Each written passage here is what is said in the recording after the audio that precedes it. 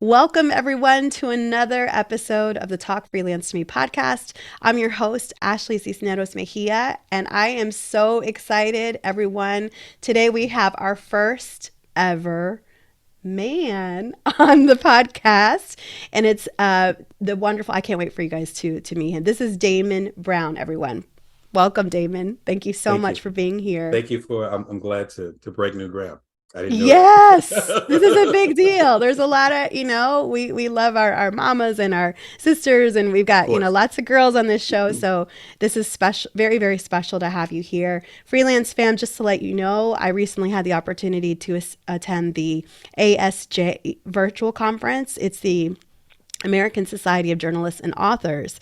Great organization. And Damon actually served on the leadership board for years and years, I want to say, right, Damon? Yeah, for about I was about 6 years, something like that. Yeah, that's Yeah. fantastic. I'm Thank you. new to the group, but I had the honor of hearing your keynote presentation, and it Thank was you. so amazing. And so I asked if you could be on the show, and so thank you so much for carving out some time from your very busy schedule to be here with us today. Absolutely. Yeah, thanks for having me, Ashley. I'm happy to support. And as we talked about off camera, like I like the work that you're doing and the conversation that you're trying to start. Yeah. Thank you so much. And so, Freelance Famine, I'm going to read you a little bit from Damon's bio. He's done a lot. So, this is a brief summary so you can kind of get acquainted with his experience. Former ASJ board member Damon Brown helps side hustlers, solopreneurs, and other non traditional creatives bloom. A best selling author, 4-time TED speaker, and a longtime freelance writer for Playboy, New York Post, and others, Damon also co founded the popular platonic connection app Cuddler and led it to acquisition within 1 year, all while being the primary caretaker of his infant first son. He now guides others through his private consulting and coaching business, has free weekly e-newsletters at joindamon.me, and a very popular hashtag Bring Your Worth show every Wednesday and Sunday at youtube.com/Brown Damon. He has a new book coming out called The Complete Bring Your Worth Collection. It's going to be available October 20th, and you can take his free creative resource quiz at buildingfromnowquiz.com. Damon, thank you, thank you, thank you for being here. It's Thank you. you just, this bio is like hashtag goals, like the kids say. So, Oh, like the youngins say, like the youngins. as we And can say now. Right. right, you've done so Thank you. amazing. Like these things are so diverse from the app and getting it acquired, your Silicon Valley time, your time as a journalist. Like, can you just tell us some more about your journey going from a journalist to this serial entrepreneur that you are now? Right. Thank you. Thank you, Ashley. I appreciate the very flattering bio. Um, so my main thing when I was much, much younger than my wife and I's youngest son, I have a almost 10-year-old and a recent 7-year-old, both boys. And so when I was younger than my wife and I's youngest son, then I was really into telling stories and I was really into technology. And my mom says I was really into both when I was around 3. So this Whoa. is very much an innate. This is what I was Yeah. drawn to. I was born in the 70s. And so I was lucky enough to be born at a time when technology was blooming. So Hmm. the first VCRs came out, all that stuff. I thought that was Yeah. right. If you think about the 70s, it was kind of the innovative time with the technologies and the foundation and stuff that we do today. And so there was always a conflict as I went through school. I did fine in school, and I'm going to grad school and other things. Like academically, I did fine, but there was always this conflict between me hanging out with the people who were quoting Shakespeare and me hanging out with the folks who were trying to reprogram the microwave. Like there was Hmm. always this conflict between Hmm. the bookworms and the nerds, which I identify with both, you know, Right. the terms that we've embraced over the years. And it wasn't until probably late college where suddenly we realized that communication was going to be impacted by technology. And then all of a sudden, the stuff that I've been studying started to make sense. And so that made it a lot easier for me to take a leadership role with ASJ, to kind of see where things were going ahead of time. just because I've been studying those things as far as technology and communication merging the whole time. My main thing as my career has progressed, so we can get deeper into this however you like, is seeing how intimacy and connecting with each other is impacted and actually can be driven by technology. And so with the second app that I founded called Cuddler, it was myself and two other co-founders. The main thing was to connect people for hugs. And at that period of time, it was 2014, and my wife and I's first son was about to turn 1. And at that period of time, the big concern was Facebook was the biggest company on the planet. So, Right. we have to go back about 10 years ago before they Yeah. turned Meta, and Yeah. all these other things were happening. And people, it was just this discussion I was just starting about how technology might not be connecting us the way that it should. Hmm. And there's a level of superficiality with that. Even with Yes. the so-called hookup apps like Grindr and Tinder, and some of you Hmm. single folks might know what I'm talking about, particularly in that era. Right. That was the vibe. And my co-founders and I realized that there was a gap there for people who wanted to have that human connection, but didn't necessarily have access to it. And we ended up having, we launched it, bootstrapped it, which meant we funded it ourselves. We had 250,000 users at our peak. And then we ended up getting acquired shortly after our son's second birthday. So it was about, I think we ended up selling about 11 months after we started. And what we realized was that, and the hypothesis, particularly from my end, was that technology could actually be used to connect with people. And there's one message in particular, because I was a COO essentially, so I was handling the day to day, while one of my colleagues was actually the CEO and the Hmm. face of the company. And so I handled all the email. You got 250,000 users, you're getting a lot of email every Yeah. single day, DMs, messages, you name it. It was crazy. And I remember one message being from, and it sounded like an older gentleman. I want to say he was in his 80s, and his wife passed away a number of years before. And since then, he hadn't had any physical connection. Wow. And our facts and our app allowed him to connect with someone else. Um, and I was like, okay, that's why we're doing this. You know what Yes. I mean? That's what got me up in the morning. And so again, using that technology to actually connect people rather than to separate people. And I think that ties into our work as communicators, where we can use, I talked about this during the keynote, we can use AI to outsource our work, for lack of a better term, and lean on that a lot more. And that might get us some quick money, but it's not going to have the thumbprint, the patina, the energy, the soul of what we have as creators. Just like if we were to use a chat bot a few years ago, or just lean on automated social media 10 years ago, or just start doing blogs without, just because we want to get a book deal 20 years ago. Like, I've been in the game long enough, and perhaps you have Hmm. too, where you start to see these cycles. Yeah. Today, a lot of these cycles are based on technology. And my work as a business coach, as a keynote, the different things that I do, even if it's doing another startup, the intention is to say technology is a tool. And if you feel like you have to give up your soul, or that you're going to be out of a job because of this technology, then you might be using the technology wrong. Maybe there's another way we can use this technology to connect people. Maybe we use this technology to communicate more. Maybe we use this technology to pour more humanity into the world. And as we talked about offline, like with the pandemic, and we're going into the fourth year of this, Hmm. a lot of the work that I do and other people do, including some of my mentors who I adore, that's starting to come into the spotlight, because people are realizing that technology without humanity, it doesn't mean anything. And things can change that quick. And suddenly all the technology in the world isn't going to help you. What's going to help is a connection to have you to other people. So that's my very long way of saying that's my intention. And for me, it's not me doing a whole bunch of things. It's just that one core idea, and then that message or that creating happening across different mediums. That's the way I really look at the career.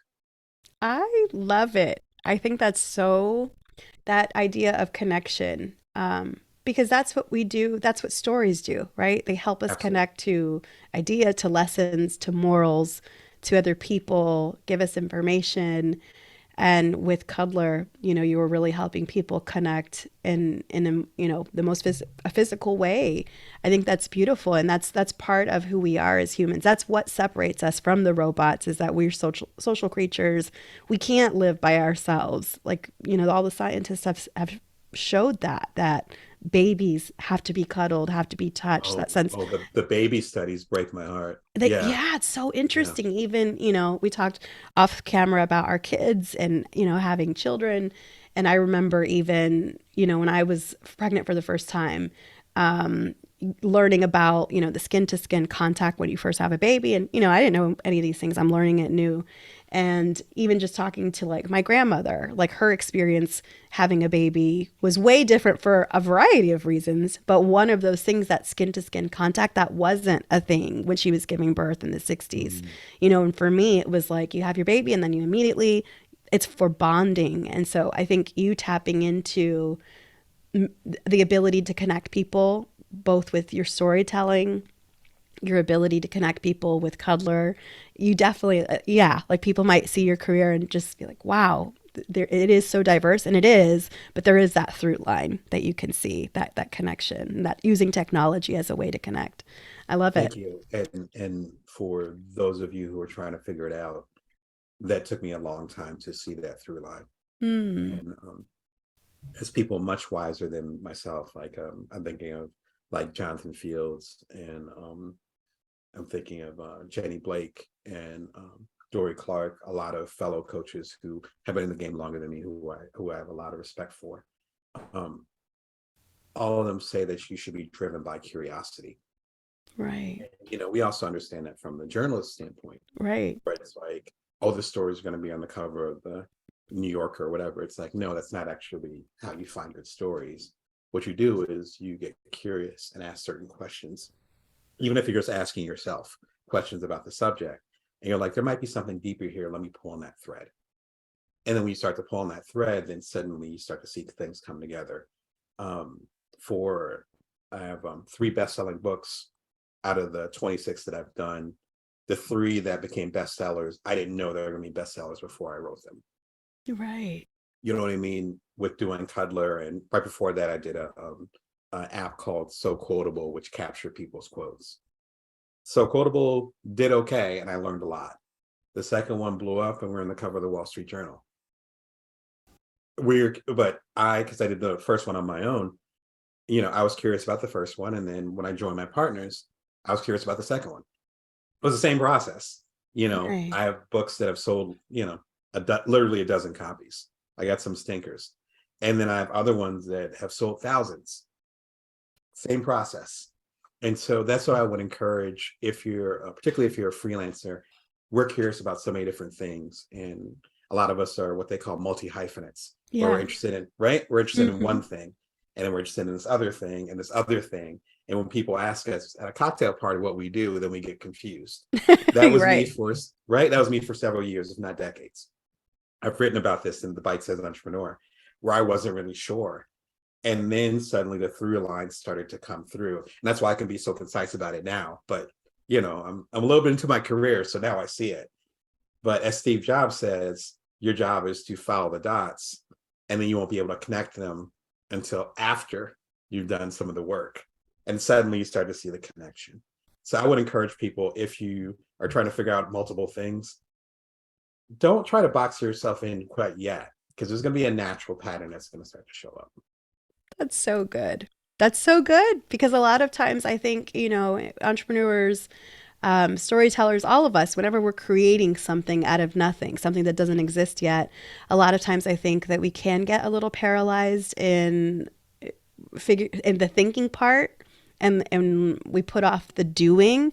But what I'm Mm-hmm. hearing from you is, by you doing over and over 26 books, I mean, you have the recipe. You've done, and then afterward you see, wow, that was a bestseller. But that process, you don't get that clarity until the end. You don't get that clarity until you start. And I think that's true with anything, with a Right. business, with serving customers. I mean, you've got to put one foot, you got to put something out there in order to get to figure it out. Yeah, there's a wonderful quote from Chase Jarvis. He's a founder of Creative Live, and I think he sold the company, has moved on. But he has this book called Creative Calling that talks about that.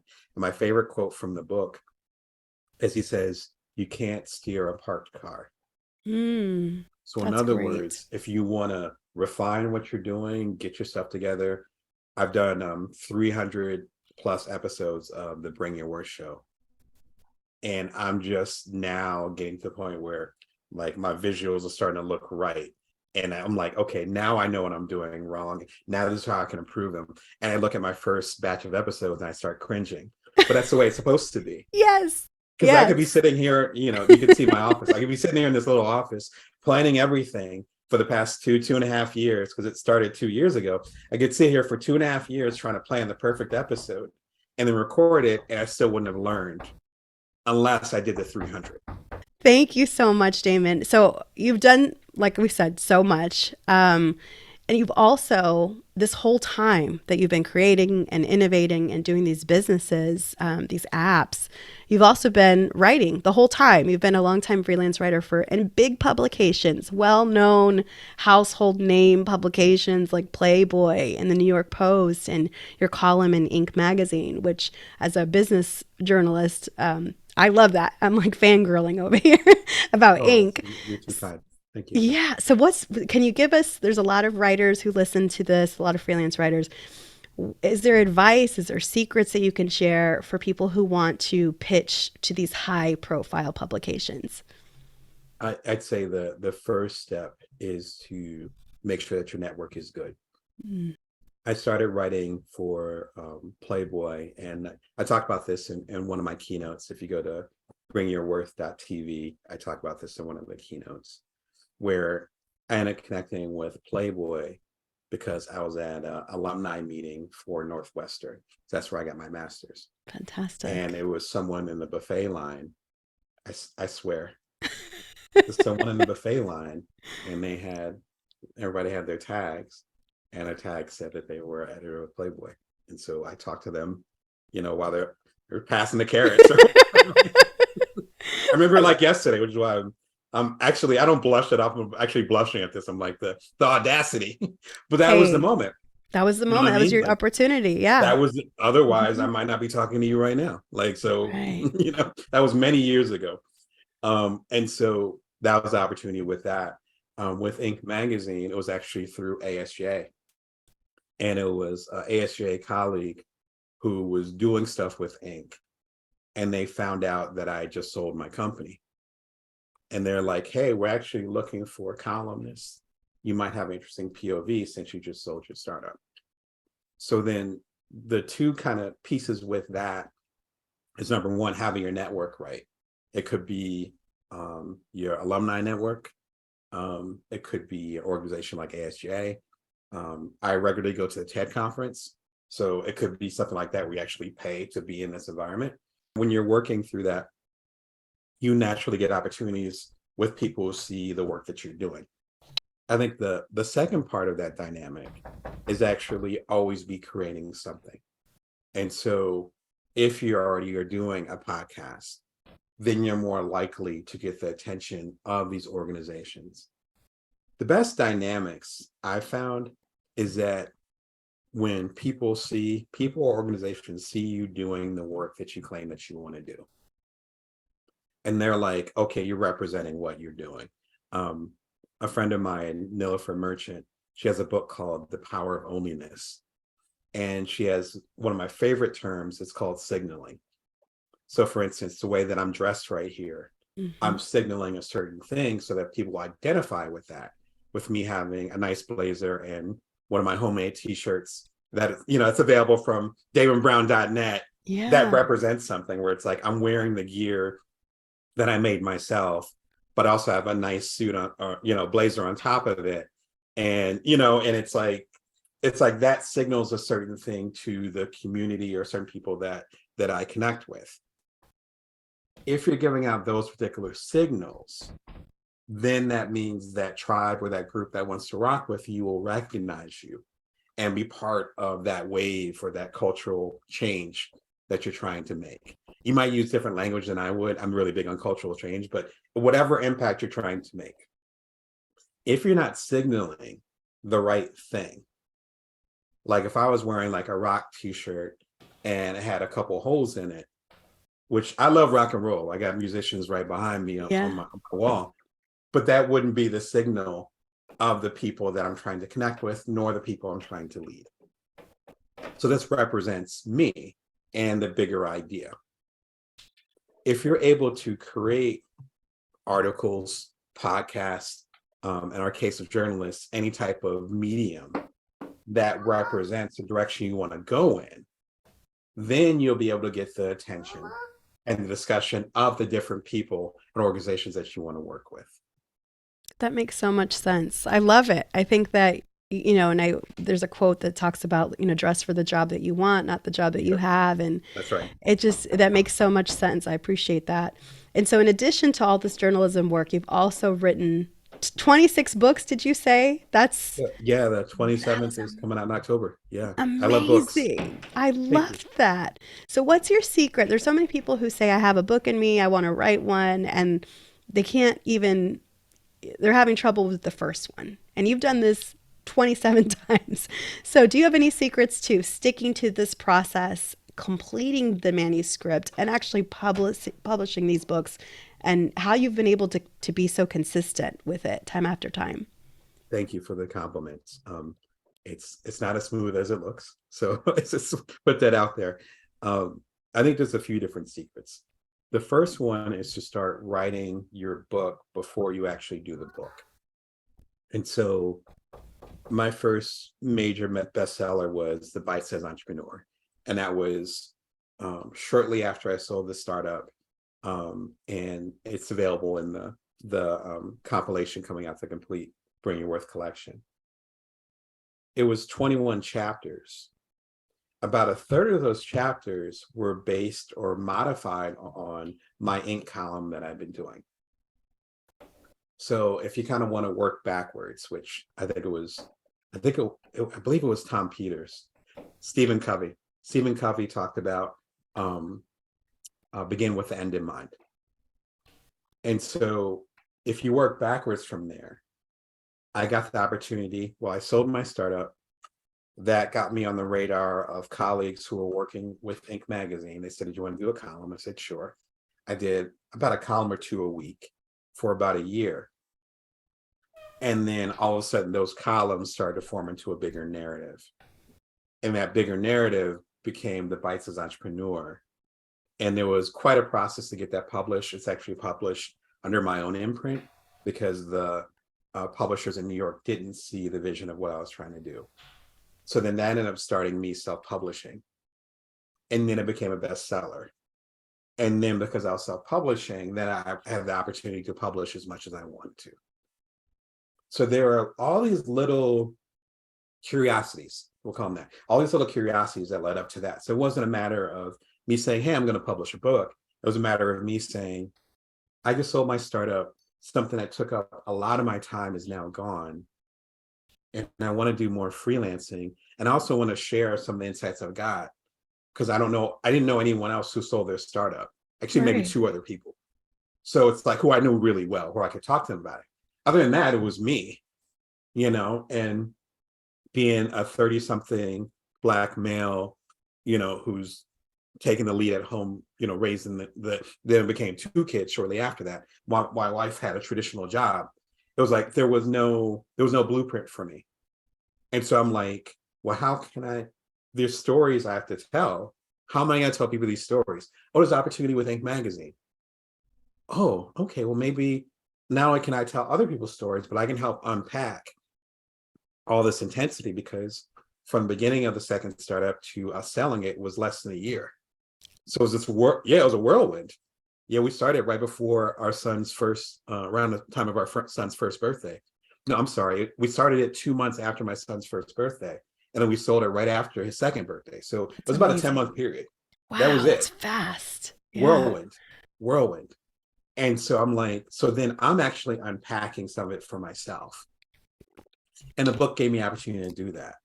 So I think the first thing is to figure out what you're actually curious about and start building to that now. Not to wait and say, oh, I want to have a book deal, I want to have an agent. It's like, no, start writing that now. Because my first major bestseller was based on columns that I wrote for Inc. magazine well before I was thinking about writing another book. And so I'd say number one, start writing towards that particular process. And I'd say number two, which ties into number one, already start serving the people that you want that book later to be for. And so that my idea of the non-traditional entrepreneur, that started in 2016 with the Bites as Entrepreneur. And so through my column at joindamon.me to the show at bringyourworth.tv, I've been just serving the same community. If you're plugged into that particular community, back to Noah for Merchant's idea of signaling, if you're plugged into the community that you want to serve and you're signaling to them, hey, I'm here to serve you, not only do you have a built-in audience for whatever you create, which financially and otherwise is fantastic, which has Yeah. allowed me to literally function and have the career that I have. But then the second part of that is that your audience, if you're plugged into them, will actually tell you what they want next.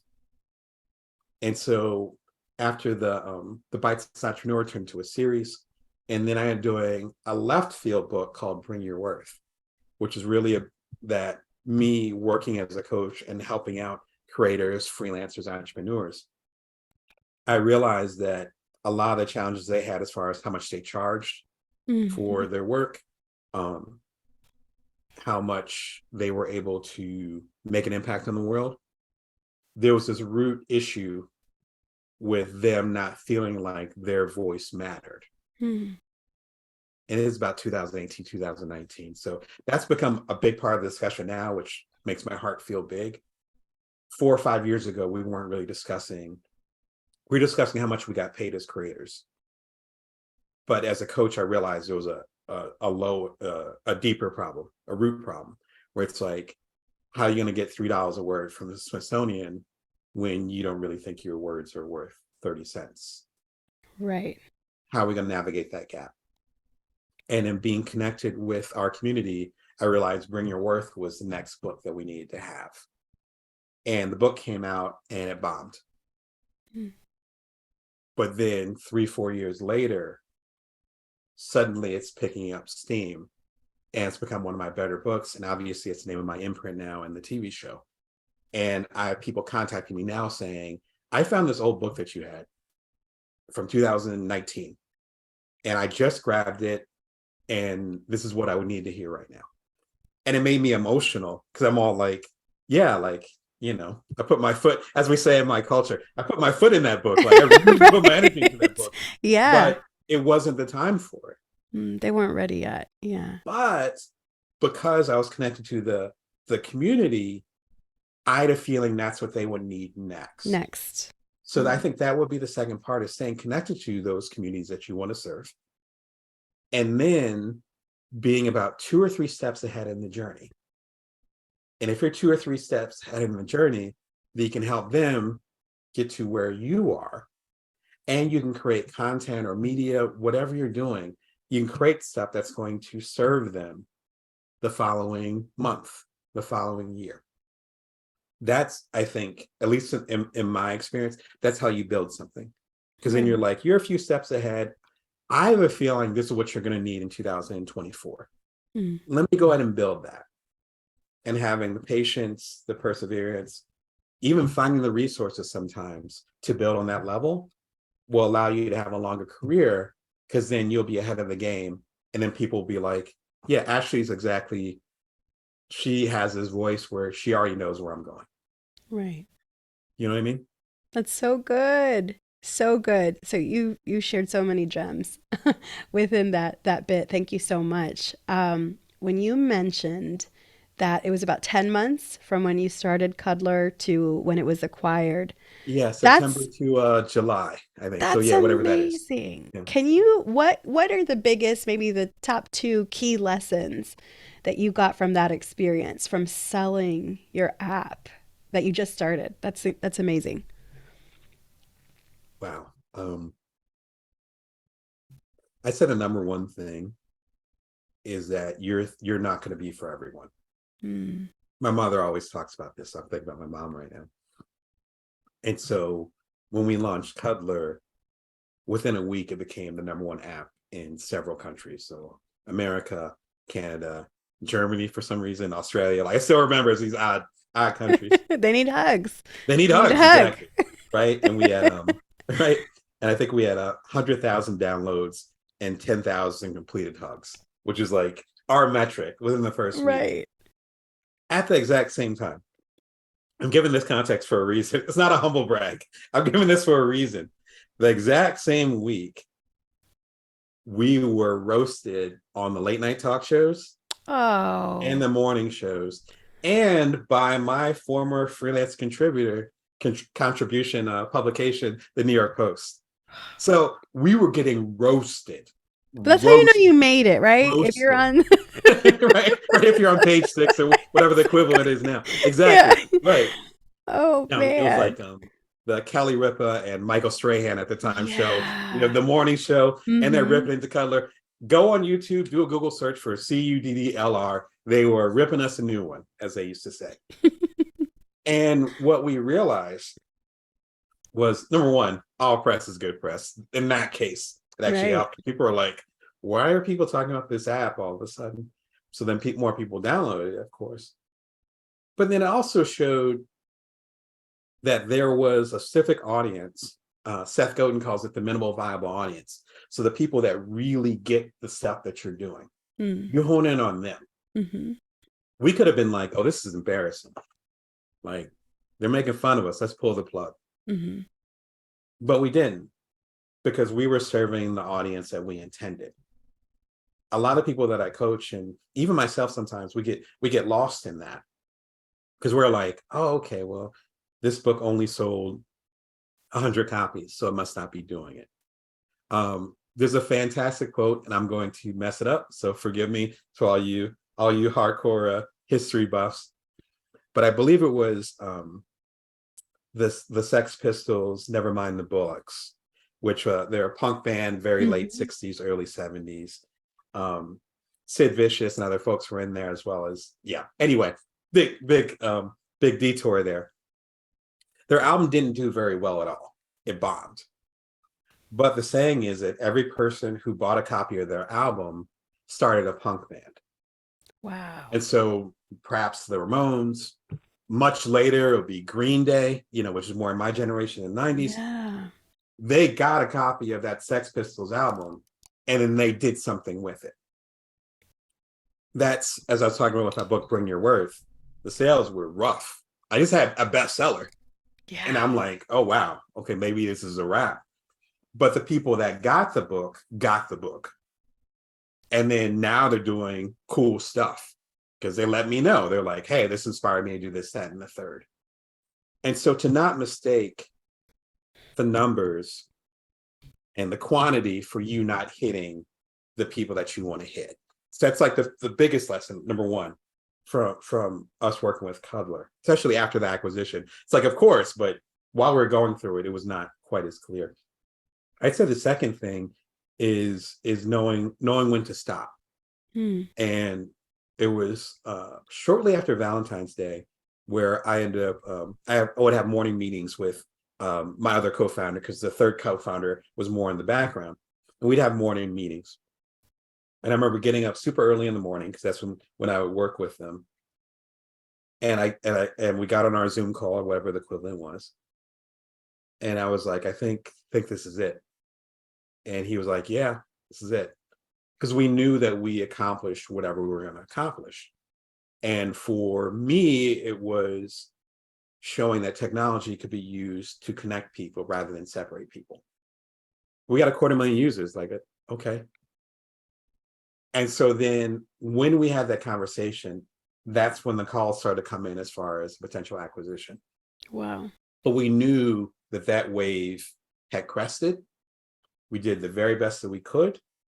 We're on the cover of the Wall Street Journal. Like, what else? We already created this economy using their terms, the cuddle economy. And so there were professional cuddlers, people who get paid to give hugs. There were apps like clones. Like it was an amazing period of Wow. time. But we had the number one app in the world twice in 2014, 2015. And so it's like, okay, at a certain point, you have to know that there's another road for you to be on. And then that's when the acquisition happened. But if we waited, if we kept doing it for like another 10 years, will we just be riding it out? Will we just want the fame that was connected to Cuddler? Will we be afraid to quit and be Mm. like, let's move on to the next thing? And I think if you're going to make an impact, you're going to have that bravery to say, okay, that's enough. Again, with the Bites Entrepreneur had a certain tone, and it became a bestseller. And I also knew that the people I was serving need to have a different conversation. And so even though they weren't comfortable with the left turn, I'm like, but I have to make the left turn. Mm. And that hurt. But in the long run, it's like, oh no, but that was exactly what they needed. I just might have been a little bit early with it. But again, my argument is that you're supposed to be a little bit early. Otherwise, why are we the experts? How are we serving Right. our community if we're just sitting with them? We have Right. to be a little bit in the future, you know? I love that. I love that. That's really, really good. And I think it ties into something that I was reading where you talk about the concept of serving this audience needs before even others recognize the value. And it sounds like that's a superpower that you have in being able to kind of anticipate A, what's coming, A, what the audience would need, but also be there first in the market before would be competitors see the opportunity. Like it sounds Yeah. like you're kind of, Well, the only pushback I would give would be, I think as cultural tastemakers, as media people, mm-hmm. I think it's a superpower that all of us can develop. Like I don't think I'm unique in Mm-hmm. that. If I was unique in that, I wouldn't be a business coach, because then I'd be like, no, this is something I understand. No one else can understand. I'm not going to coach anybody else this. It's like, no, I believe this is, as journalists, as creators, I think we have that instinct developed. I think the challenge is that we don't always trust that instinct. Hmm. So when my first major book, I want to say I got 42 rejections. It was a lot. Wow. It was a lot. And the book came out and it made an impact. They, but the publishers I was speaking to, it wasn't even New York. It was like New York, LA, San Francisco. I was talking to all the publishers, but they didn't see the vision. But I did, because I'm part of that culture. Mm-hmm. Do you know what I mean? So it's like, Yeah. so that's what I mean by trusting it. Not trusting as far as not hearing it, but not trusting as far as not going with it. Hmm. You know, like if someone wanted to do a book on how to work remotely, and they did the book and they were pitching the book in 2019, then I've been working remotely for a while because I have some international clients. But I would buy the book if I was a publisher and be like, yes, I published that book. But Right. a lot of people wouldn't. And then 6 months later, everyone's remote. Everybody needs that book. Yeah. Everybody needs 3 copies. Not to mention Right. virtual schooling. And there's some Yeah. great people in ASJ who have specialized in homeschooling for years. And suddenly their books are on the bestseller list, as a lot of That's us, you know, because I awesome. know your kids Yeah. are similar age to mine. So it's like a lot Mm-hmm. of us are virtual schooling. A lot of us are still virtual schooling, the whole thing. But if you don't listen to that instinct and go with it, Mm-hmm. then that's a lost cause. And the worst feeling in the world is interacting with a creative who have that insight, but because other people didn't co-sign that idea, they didn't go with it. And then ends up being a large organization, another creator, Mm-hmm. or even in the case of the pandemic, the circumstances change. And that brilliant idea is still on the shelf and it's too late. That hurts. Yeah. That's why I'm really into the side hustle. That's why I'm really into trying to find ways to get your idea off the ground without using all your resources. Because if you're able to do that, again, that's why I have 26 books. Like they're just They start as little sparks, and I keep feeding the flame. I Mm-hmm. keep feeding the flame, whether it's through the ink column or ideas that I get as I'm doing the Bring Your Worth show, or even ideas for my coaching clients. I'm talking with them, they're dealing with a particular struggle, and I'm like, that would actually make a really good episode. And then that episode becomes Career Remix, my book from a couple of years ago. Like, all those different pieces, they're all there. And our job is to, with the resources that we have, is to move them around and start to piece it together so it can serve other people. Mm. And if we come from that angle, then it's actually not that difficult.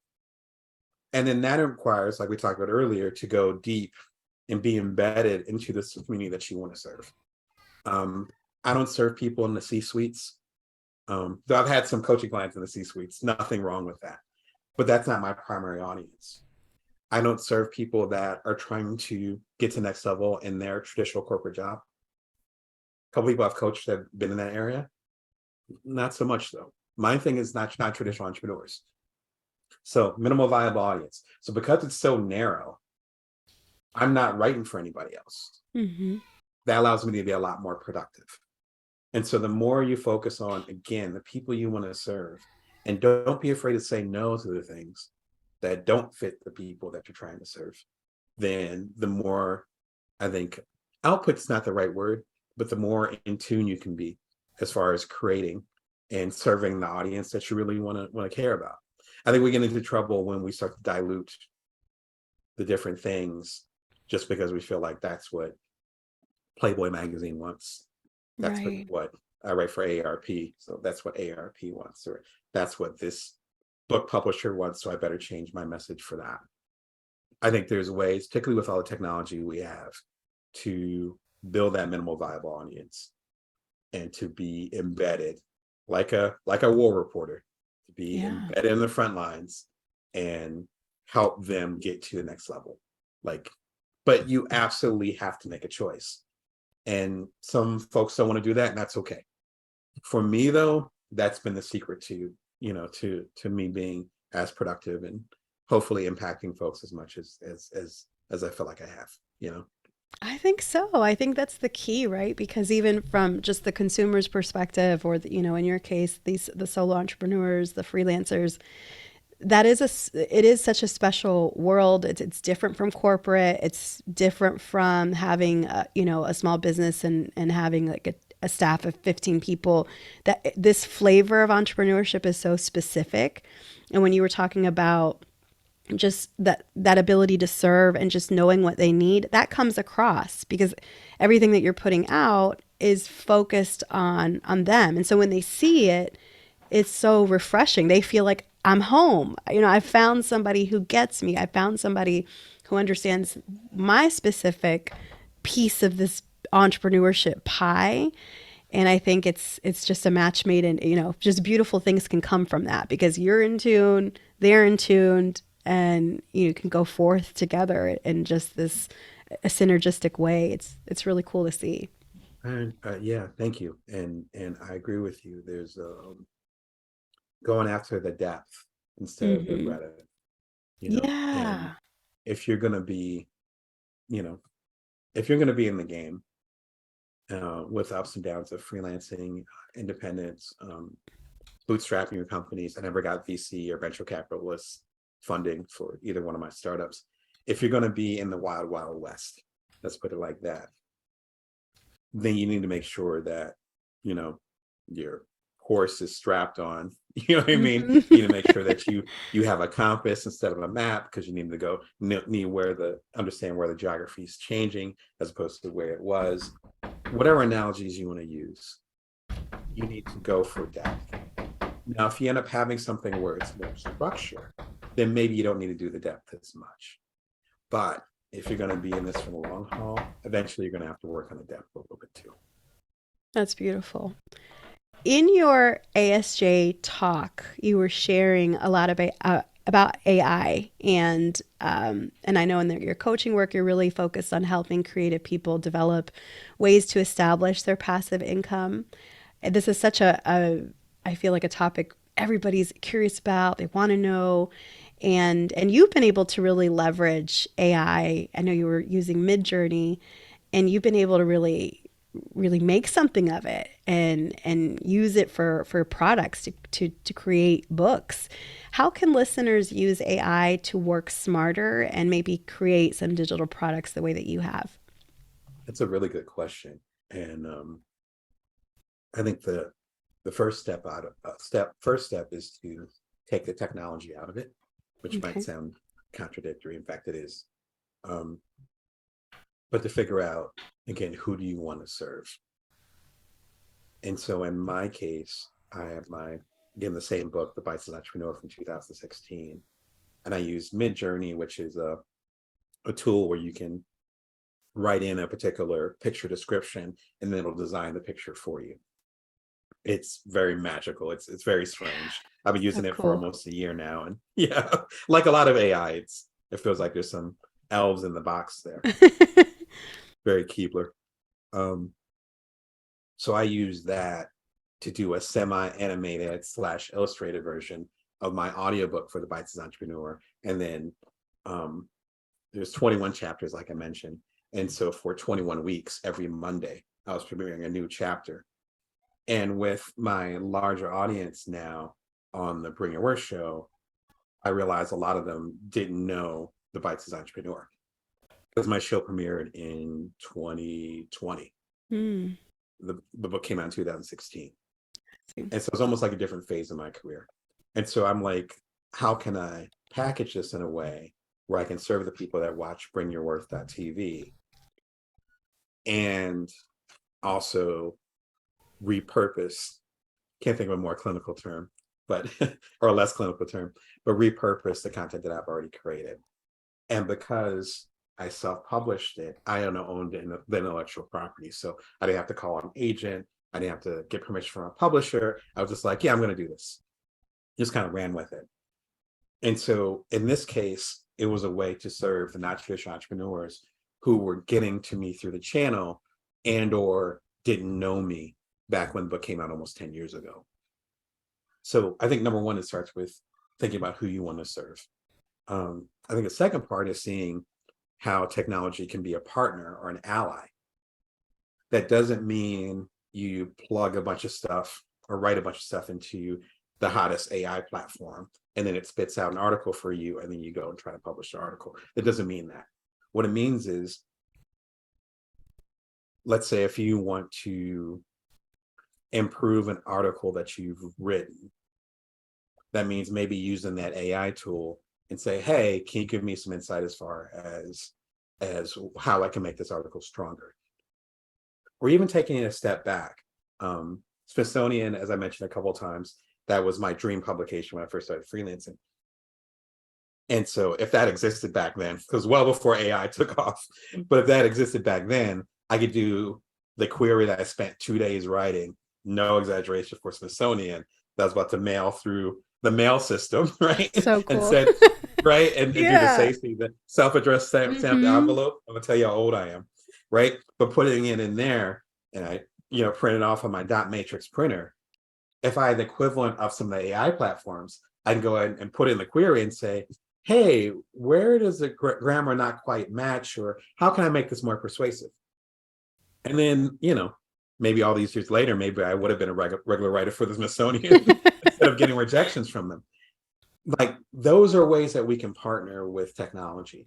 I am not an artist, as I mentioned during the ASJ keynote. And so Midjourney in this case was able to animate and make these beautiful illustrations that I couldn't do if I had a gun to my head. So it's you doing the things that I literally cannot do at this period of time in my career. And so for me, that's a smart way for creators to use AI, not to look at it as a replacement for our job, not to look at it as a hack so we can work a lot less, more about what are those things that AI is really good at. There's a wonderful term that or quote that I say probably about once a year, or think about once a year. And that is, if you have a hammer, then every problem is a nail. Mm. So in other words, if you're saying, or I'm just going to depend on this one platform, and it doesn't have to be AI, I'm just going to depend on Facebook to build up my community. I'm just going to depend on LinkedIn for this. I'm going to depend on Chat GPT for this. I'm going to depend on Midjourney for this. And that ends up being all where you put all your eggs into, all your resources. Eventually that technology is going to get old, and or it will pivot, and or your community is going to want something more for you, more from you. And what you want to be is to be ahead of the curve and say, I'm partnering with Midjourney right now, but next year maybe my show will be on the Vision Pro headset that Apple just announced earlier this year. That'd be I'm cool. not going to pretend that I'm not looking into it. Right. But that's partnering with technology, because I can't make anything 3D, but Apple can. Mm-hmm. And so that's what I mean by still serving that same audience, still creating. Personally, my work hasn't changed. Even with new technology, I'm sure your work isn't going to change. What Right. happens is that it gets augmented and as you partner with technology, but you're Mm. still serving the same audience. And in so many cases, we're giving the same message. It's just a different medium. And Mm-hmm. that's my one soapbox as I've talked to um, fellow creators and particularly fellow journalists over the years, is that we keep falling into the trap that when a new technology comes and suddenly we're going to get wiped out, or Mm-hmm. we need to put all our eggs into that basket. But then we don't realize that the following year there's going to be another technology. Mm-hmm. If you and I were having this podcast a year ago, we'll be talking about how you can get into the metaverse. Right. Yeah. Yep. Facebook, as of this recording, a year ago, Facebook didn't even change their name yet. That's That's how wild. quickly it moves. Yeah. And being a tech guy, I'm all like, oh, no. We're not going to. Yes, I'm partnering with Midjourney right now, just like I partnered with, I had a boot camp on Teachable. Oh, That was great. 3, 4, 5 years ago. Right. Teachable is going through a lot of stuff right now. So my boot camp isn't available on there like it was. But I Mm. partner with that technology to coach people. Right. That technology is going a different direction. A year ago, I had something on Decentraland, which is still available on Decentraland if you want to look it up. Decentraland has gone down. So now there's other ways to get the message out. But it's still the same message. Right.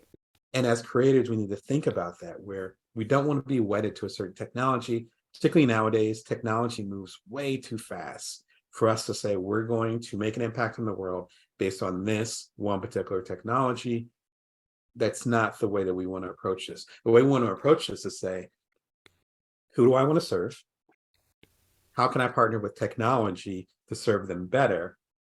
And how can I create in a way that's agile enough and evergreen enough? That's the word I'm looking for. Mm. Evergreen enough so that that message will ring true no matter what technology people get it on. So good. So good. Thank you so much. So you've done, we've been here talking a while, and you've done a lot. And so I want to make sure I respect your time. I You've done can a I could lot. I could talk to you all day. So please, I, yeah, this go is ahead. great. I love this. I love this. So you've been accomplishing all of this and also being a partner to your wife, and a dad to your two boys. And so many people that I speak to that are in the Talk Freelance to Me audience, a lot are women, a lot are caregivers, both maybe they have kids, maybe they take care of their nephews or nieces, or have aging parents, aging aunts and uncles. And so that ability, that flexibility and freedom that our nature, our freelance or independent work offers is really important. How have you been able to balance your responsibilities as a parent, and then all of these entrepreneurial pursuits, and you've been so successful at them? How can we learn from you in that regard? Thank you. I'm going to take that last piece and run with it. You have to define what your metrics of success are. Hmm.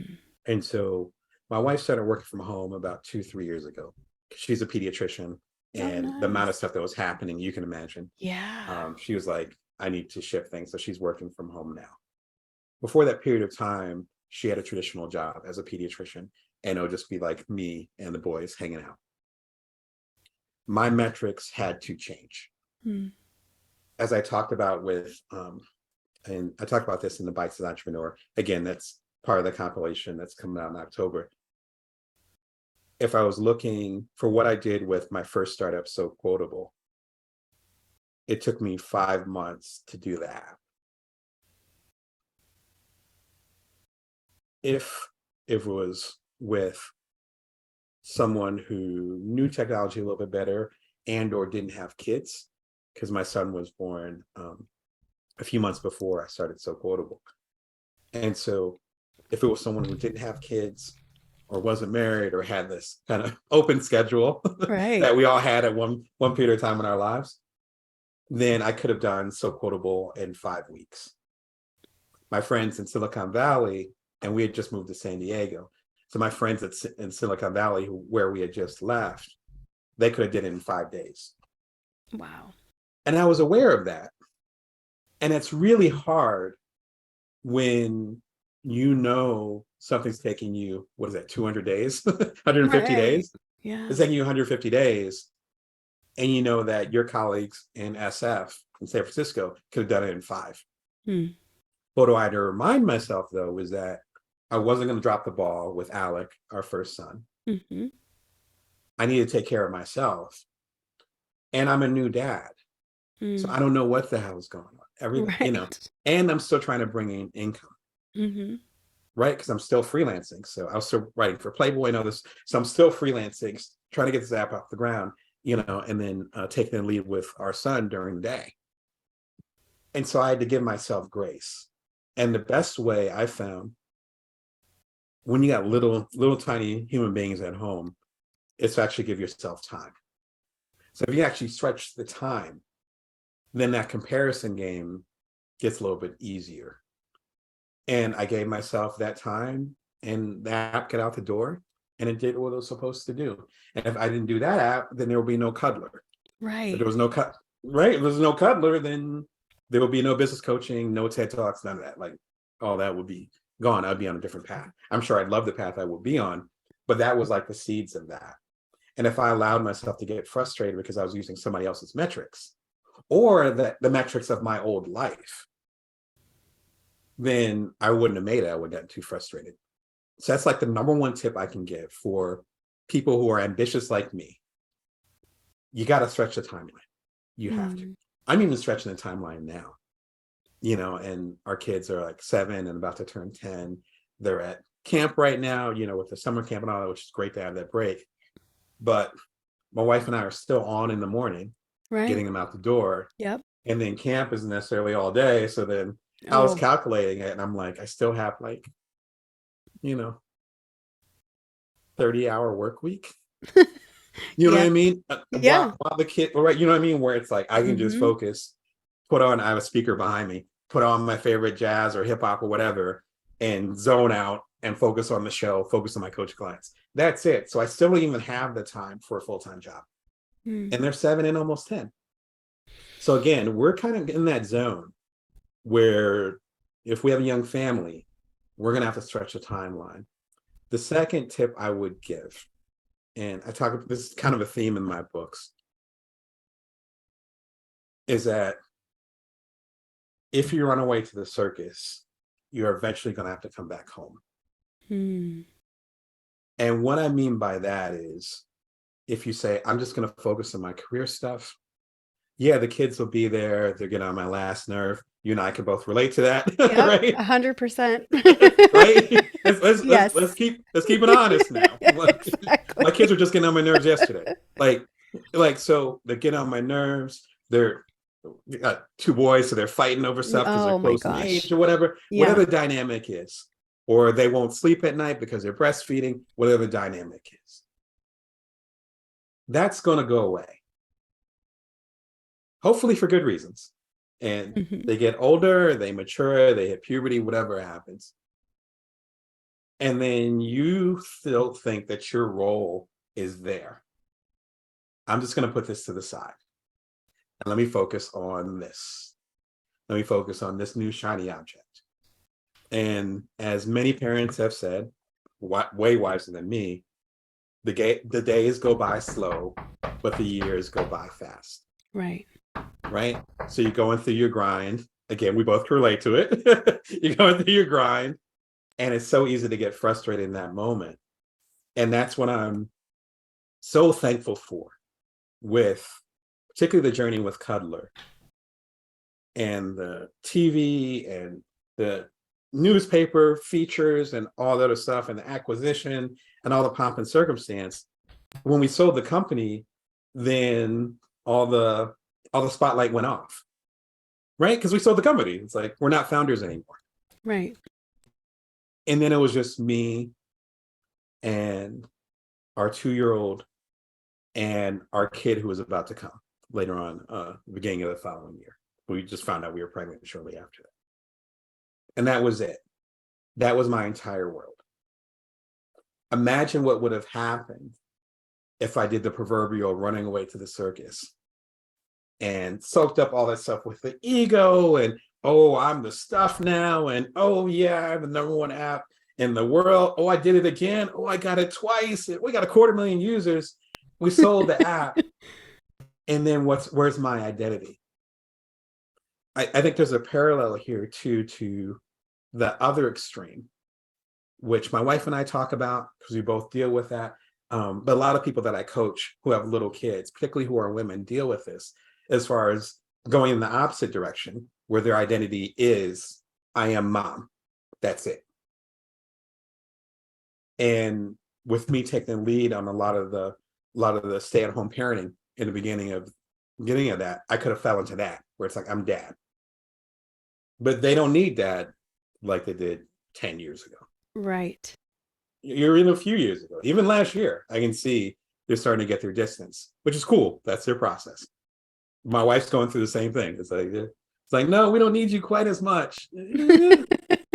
And so particularly, I found this for women, that can be a dangerous area too, where you're putting your career on hold and saying, I'll do the book later when they're grown, but they're going to be grown and then you're going to be 20 years down the line. Like, we do the math, like they're in college. It's been 18 years. Yes. And so I'm trying to help all of us find that balance between the two. Not running away to the circus and saying, I'm going to work on my book and, forget these kids. But then not going in the other camp either, where it's like, no, these kids are my life. I will do anything for them and I'm not going to progress at all. And then, 10, 15, 20 years pass and your career's at the same place. And hopefully you still have some type of career. Hopefully you can still resonate with audiences that you left behind 10, 20 years ago. And I think about how if I waited until our kids were at the point they're at now, where they're a lot more independent, that like So Quotable, Cuddler, all those things. Yeah. Try to do that now. There's a pandemic. Like right. There would be Cuddler. Like all that stuff wouldn't exist unless that balance was held. And so that's the biggest recommendation I can give, is try to find some type of small way to make progress as far as impacting the people you want to serve, even in the smallest way. A newsletter that comes out once a quarter, fine, do that. A YouTube show that you are able to get off the ground and you do an episode once a month and it looks like crap. Again, you can look at my earlier episodes. They look awful, but I have so much pride in them because I started. Exactly.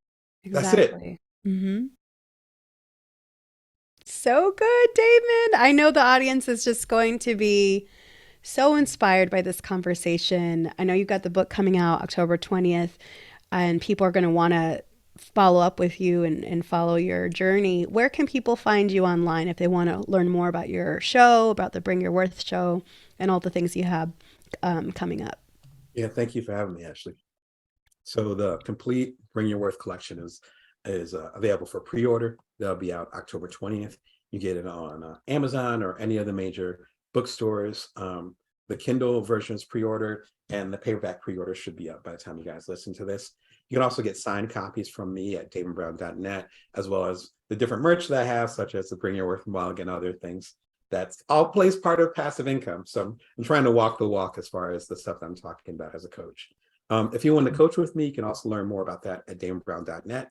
And if you want to watch the Bring Your Worth show, it's at bringyourworth.tv. So finally changed the website. So I'm excited about the new URL. come over and visit me there. You subscribe for free. It's part of the YouTube system at the moment. And I just hit about 300 or so episodes. That's So fantastic. if you're new to the show, have fun. And it's talking about a lot of stuff that Ashley and I talked about today. And yeah, thanks for having me. I'm geeked after this conversation. The questions that you've asked and the feedback you've given has inspired me too. So thank you, Ashley. Keep doing what you're doing. I Yeah, appreciate it so much, Damon. Thank you for being on the Talk Freelance to Me show. absolutely. Thank you, Ashley.